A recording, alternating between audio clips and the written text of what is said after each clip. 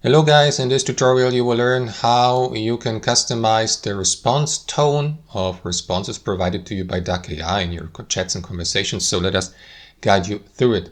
Head over to DuckDuckGo or any other web browser and navigate to Duck AI.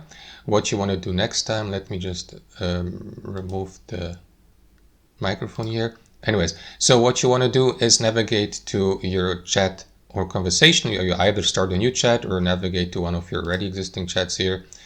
And here, guys, what you want to do is click into that customize response button. Here, what you want to do is click into that drop-down menu, tone of responses, and here you can choose from these available response tones or types like default, which will be set to default, of course, if you use Duck AI for the first time, but there's also, I don't know, professional, friendly, ducky, whatever that means. So click into it. Don't forget to save your changes by clicking into apply here. You may reset these settings also by clicking to this button.